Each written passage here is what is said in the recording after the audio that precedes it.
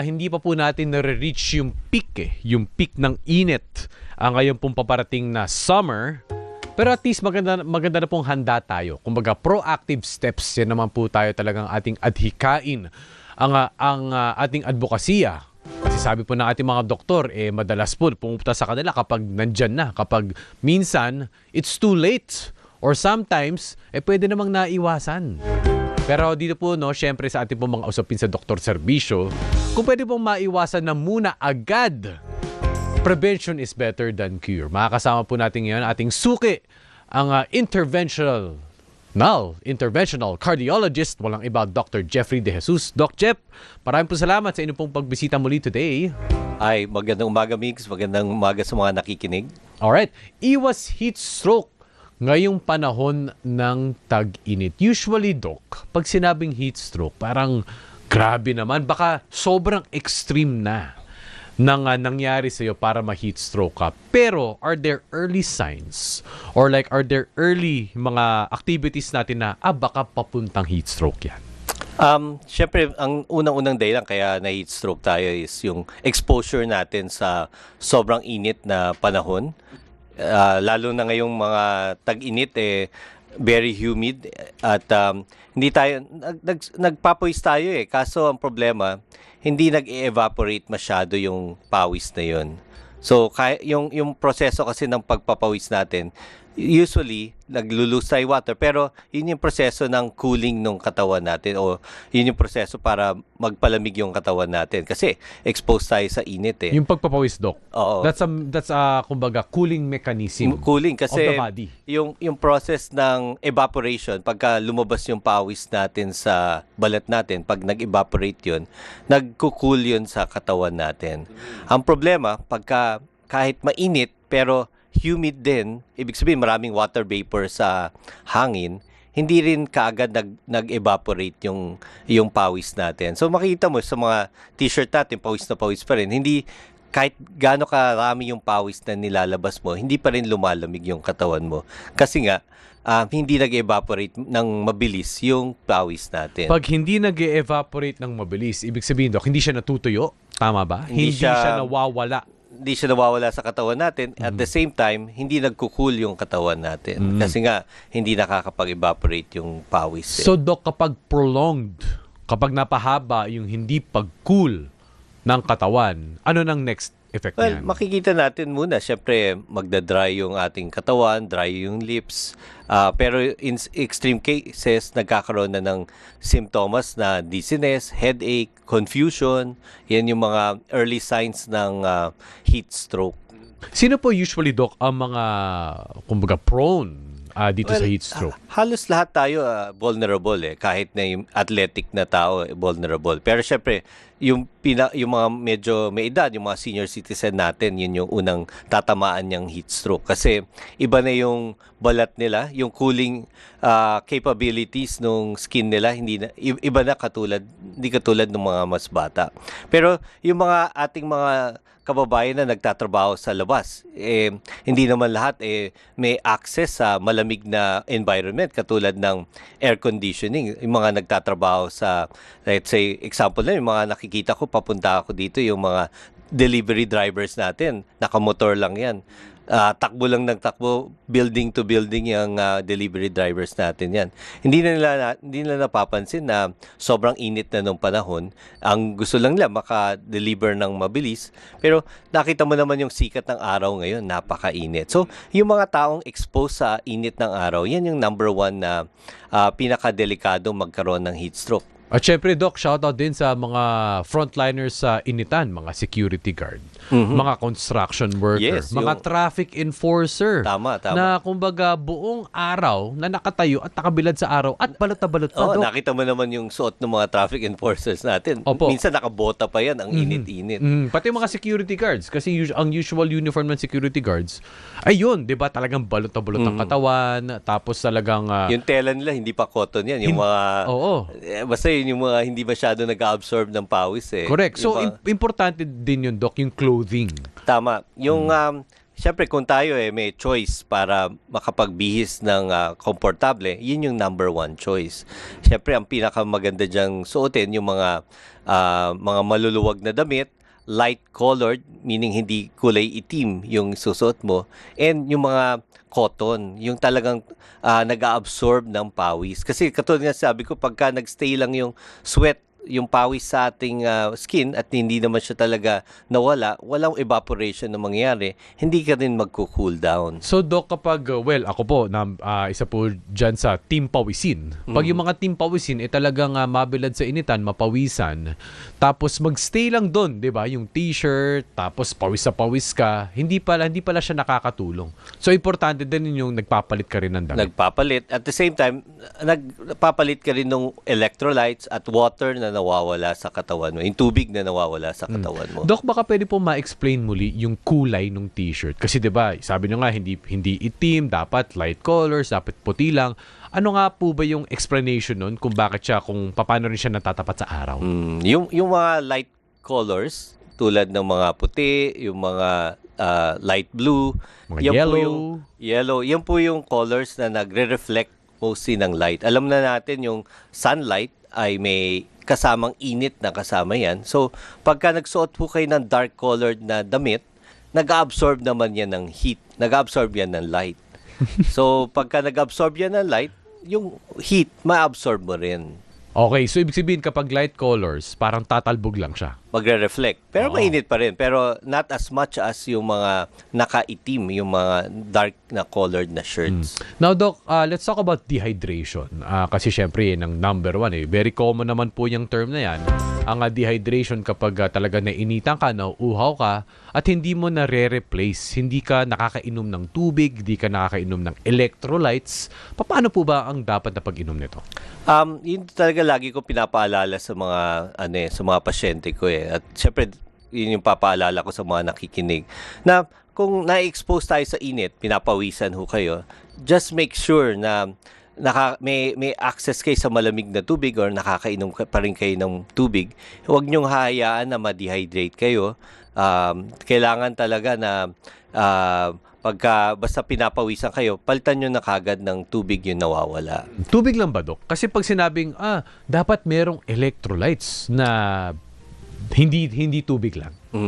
Tama rin naman. May electrolytes din nawawala pagka pinapawisan tayo. Medyo maalat yung pawis natin. So, natural lang na may loss ng electrolytes. Pero, yung pag-replace ng electrolytes, lalo na kung athletic na individual ka, usually, pagka pinapawisan ka ng more than 1 to 2 hours na, or nasa labas ka na for more than 1 to 2 hours. Let's say, naglaro kayo ng basketball pero ang game nyo naglalast more than 2 hours, it's time na yung replacement din may kasamang electrolytes. But this will not apply to everyone.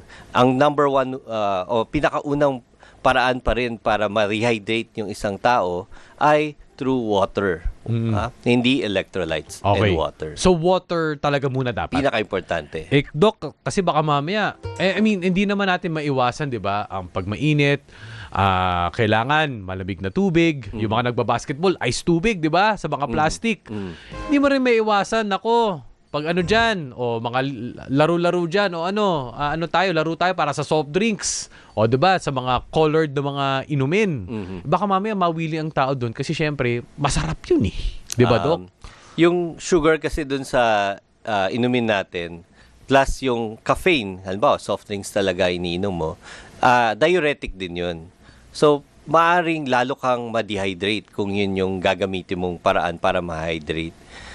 Kung lalabanan mo yung dehydration with soft drinks lang, baka hindi siya enough. Kasi diuretic din yung caffeine. Ibig sabihin ng diuretic, Doc, syempre Pampaihi rin. So, pinapawisan ka, tapos ihi ka pa rin ng ihi dahil sa diuretic. Ito po, Doc, may question po dito. Doc, mas okay po ba yung may kaunting salt ang tubig para mapabagal ang dehydration?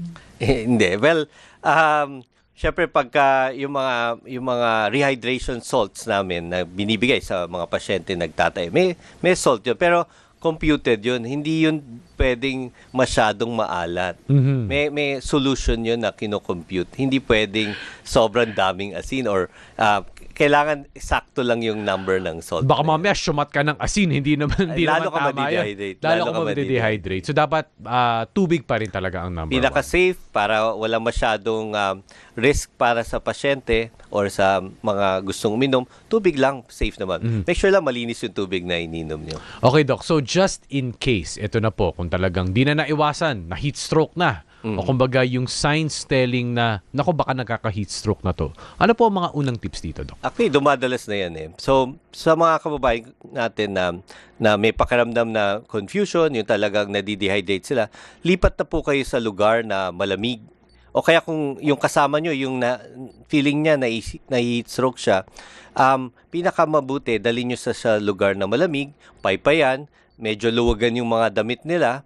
Kung kaya pa nilang uminom ng tubig, painumin nyo ng tubig. Pag hindi, at talagang nagtuloy-tuloy at nagkaroon siya ng malalang heat stroke, kailangan tumawag na kayo sa hospital para kumuha ng ambulansya, dalhin na rin siya sa hospital. Pero kung hindi naman siya ganun kalala, make sure lang na ilipat nyo sa isang lugar na malamig yung isang pasyenteng yun.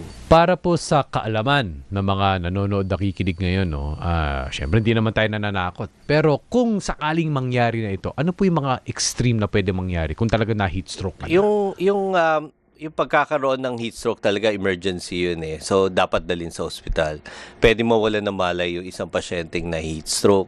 Para rin ang symptoms niya na stroke talagang nagsha-shutdown yung buong katawan nila dahil sa sobrang init. Hindi makapag-function ng mabuti yung ating katawan, yung mga cells natin. May certain temperature lang yan na nagfa-function. Pero pagka over than the usual temperature, magkakaroon na rin ng damage yung organs natin. Kapag magka-damage ng organs, the extreme, Doc, pwede po ba ito makamatay?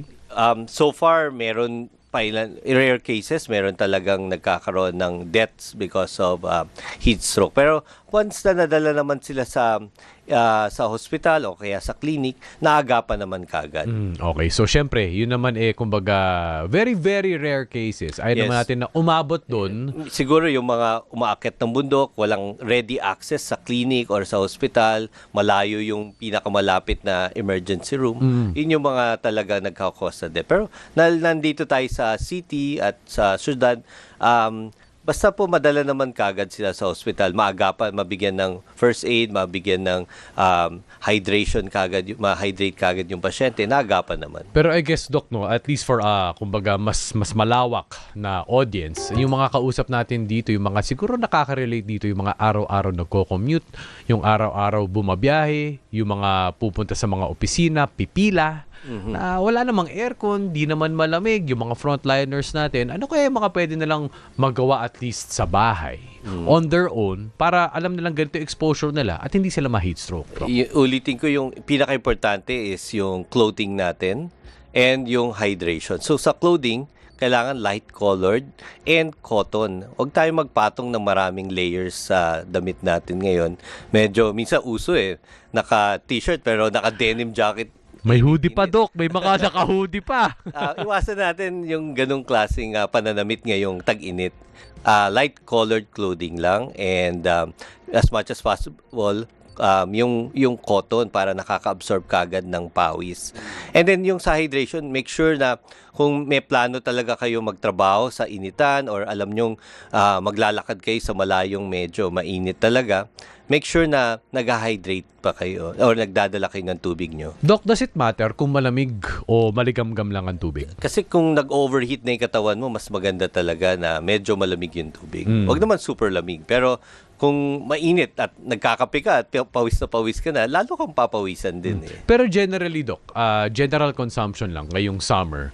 Kasi baka mamaya, hindi, ayoko inumin yan kasi hindi malamig. Init na init ako pero gusto ko yung malamig. Pero kung wala kang access, sabihin natin talagang warm water lang, will that address a dehydration? Of course, ma-address naman. Sinasabi ko lang, mas ideal yung medyo malamig na tubig. Pero kung yun lang talagang like galing sa gripo yung tubig, basta malinis, okay yun. Alright, so yung temperatura po ng tubig, okay lang yan? Either wala lang kaso. mainit, Wag lang hot and Yes, boiling yes. water. Alright. Panghuling paalala na lang po, Doc, sa ating po mga viewers and listeners. Well, yung papaalala ko lang naman dahil mainit ngayon, dapat aware sila na may mga gantong klaseng kondisyon. And kung alam naman nila ma-expose sila sa init ng araw, magsuot na sila ng mga light-colored clothing at as much as possible, cotton, magpayong kung kaya magpayong. And kung maiwasan naman talaga na nakabilad sa araw, iwasan na lang natin. Talaga, hindi lang naman heat stroke ang makukuha mo sa sobrang bilad sa araw. Pati cancer, mga sakit sa balat, pwede mong makuha sa sobrang pag-expose mo sa init. At the same time, make sure na may baon tayo or may lalagyan tayo dala na may lamang tubig. Kung sakasakaling abutan tayo kung saang lugar na medyo talagang kulang yung tubig doon, at least meron ho kayong dala. Ito, parang ganito po, tumbler. Yeah, diba? recyclable yan. So, Recyclable. Oo. Tsaka, marami naman ngayon mga Siyempre, nagbebenta eh. Di as naman much as possible, wag nga yung bottled water kasi sayang sa environment. Baka rin maitapon din sa basurahan. Isa lang pa yun, Doc, papahabol lang. Especially kapag yung mga bottles is yung naiinitan, na iwanan sa kotse. Diba? Tapos nainitan siya, inunom mo yung tubig. Harmful din yun, Doc, diba? Is it? Hindi natin alam pero may mga studies na may microplastics ka nainom pagka talagang puro bottled water or galing sa plastic yung iniinuman mo. Kaya maganda yung mga reusable na bottles talaga. Marami naman po dyan sa mga online shopping, marami rin mga nagbebenta, makakatulong pa tayo sa environment. Maraming salamat po sa ating Dr. Serbisyo for Today Interventional Cardiologist, Dr. Jeffrey De Jesus. Doc Jeff, ingat po and have a blessed Holy Week. Para po pag-usapan naman, tips po para sa mga fur parents, iwas stroke sa pets ngayong Holy Week kasi syempre nararamdaman na nga po natin ang alinsangan at init ng panahon, at least dito po sa Pilipinas. Hello and good morning po sa ating veterinarian for today. At syempre ang founder ng Pet Partner Philippines Inc., Dr. Gab Almbera. Good morning po, Dr. Gab, Nina Corpus at Migs Bustos. Good morning, Sir Migs, and good morning, Ma'am Nina. Thank you so much for having me again. I think this is my third time to be interviewed here at DZMM. Opo, So good morning opo. din po sa mga pet parents natin. Maraming salamat po sa inyong patuloy na pag yes po sa mga imbitasyon po namin para po sa serbisyo, para po sa ating mamamayan. Okay, tips po para sa mga fur parents kasi syempre medyo painit na po, no? At lalo na mag-Holy Week, baka mamaya yung iba babiyahe, iwan yung kanilang mga pets o isasama ang kanilang mga pets sa kanilang mga long travels, Doc. Yeah, sa lahat po ng pet parents natin, sobrang mahalaga na we consider the environment kung saan natin dadalhin yung mga alaga natin. But of course, before bringing them to any new area na pupuntahan natin, consider natin yung preparation. Sabi nga namin lagi sa mga fur parents is always be ready whenever you have trips with your pets. So laging tandaan, have their vaccine updated, preventives for any parasitic infection. Kasi pag lumibo tayo ngayong summer, possible yan, may mga contact sila sa ibang dogs, and the best way is to protect themselves. Lagi din natin tatandaan na yung ating career ay dapat enough in space, and consider natin kung yung mga lugar na pupuntahan natin is conducive or ideal sa mga pets natin. Kasi marami tayong mga pets na minsan hindi naman talaga kaya yung long travel. So always have with you yung mga medicine na kailangan nila, yung mga panglaban sa stress, and pinakamahalaga ngayong summer, keep them hydrated and cool. Ang mga pets natin is mahina yan sa mga heat stress dahil sa kanilang fur, and wala po silang mga labasan ng init. Kaya tandaan, kapag may mga sign ng heat stress, kailangan ready po tayo lagi. Doc Gab, maganda yung... Sige, Nins, go ahead. Okay, ano po yung mga symptoms na nakakaramdam na yung ating mga pets ng heat, let's say exhaustion, bago mag-heat stroke? Oo, no, mahalaga po maisip natin, lalo na sa mga fur parents na talagang laging ready. Ang normal temperature po ng cats and dogs natin ay between 38 to 39.2. So, syempre, sa mga emergency situations, hindi naman natin kaya i-check yung temperature. Pero if we have the means to do so, yung 39.5 and above, sign na to na simula na yung heat stress sa kanila. Kasi ito ay nag-accumulate within their body. Sa mga physical signs, madalas na makita natin ay nagkakaroon na ng panting o yung paglalabas ng dila nila with salivation. Ito yung mga initial sign na meron ng heat stress silang nararamdaman. Lalong-lalo na yung pagiging irritable, ikot ng ikot, and sometimes yung mga worst case scenario, may mga vomiting tayo nakikita sa mga pets natin. And tandaan po natin hindi lang po about temperature of the environment ang i-consider natin. Kapag walang hangin, high humidity, and mainit yung surface, possible din itong mag-cause ng heat stress kahit hindi ganun kainit ang paligid. Nako, paano po yun sa mga babiyahe po, especially sa mga North Luzon, sa mga inland po ng mga probinsya na talagang hindi may iwasan na mataas ang temperature? Ano po yung mga proactive steps para po sa mga fur parents para hindi talaga sila tamaan nito? Unang-una, kung talaga pong ang mga pets natin ay hindi ideal for travel, lalo na yung mga short nose, yung mga panguyong mga dogs and makakapal yung balahibo, I would highly advise na wag na lang po silang i-travel, lalo na kung first time ngayong summer. Minsan po kasi may mga tinatawag tayong conditioning pa. Ina-acclimatize pa natin sila for travel. Kaya kung first time at mahaba yung travel, wag na po muna natin silang subukang i-travel. But for those na sanay namang i-travel ang pets nila, malaking tulong na may mga cool pad tayo o yung mga nilalagay sa loob ng carrier o sa mga bags para medyo malamig yung kanilang hinihigaan. Meron din pong mga fans na pwede ilagay dun sa mga cages and carriers natin. And of course, you have to have regular water na bibigay sa kanila for hydration. Tandaan po natin, ang mga pets natin, they cannot talk. So we have to be very keen in observing the behaviors that they are showing during travel. Po. So, kunyari dumating sa point na sabi nyo nagpapant or nakalabas yung dila, di ba? Yung sabi nyo symptom. At saka may kilala rin ako, nagsuka yung aso niya sa isang long travel. So, ano pong pwedeng gawin pagka nangyayari na po yun? Okay. So, sa mga pet parents po natin, mahalaga pag ito po ay during travel, no? Tandaan natin na merong trigger factors around. So mahalaga po na tanggalin natin sila kung nasa loob sila ng cage kasi most likely hindi natin nararamdaman pero for them is stressful or mainit sa loob. So remove them from an enclosure o sa cage. Ilagay po sila sa isang mas maluwag na area. For example, kung nasa car tayo, ilagay natin sila sa upuan. Let the aircon run ng mas malamig. Bawal na bawal po, lalo na dun sa mga nasa mga bahay natin na magbuhos agad ng malamig na tubig kapag nagkakaroon na ng stress kasi nagkakaroon po ng possible shock sa katawan ng dogs natin or cats natin na nagko-constrict po yung kanilang vessel at possible mag-worsen yung condition. If you can have yung mga basang towel na cool lang, hindi po siya malamig na malamig, pwede po natin silang punasan sa mga aksila, sa mga singit, sa belly, at sa mga part po ng kanilang muka para medyo maginawahan sila. Mahalaga din po na mag-offer tayo ng small amount of water. Hindi din sobrang lamig. Enough lang po yung lamig para mag-freshen up sila. And kung kaya po natin mag-drop by sa pinakamalapit na clinic dahil tandaan natin, ang heat stroke, kapag po yan ay tumama, irreversible damage yan sa brain. Kaya po yung mga incident na talagang highly often na po yung vomiting, iba po may mga blood na o iba naman nagsi-seizure na, wala na pong means to first aid. Maghanap na po ng nearest clinic para mabigyan sila ng urgent medical care. Muli po, Doc, additional lang po, huli pong paalala para po sa ating mga viewers and listeners.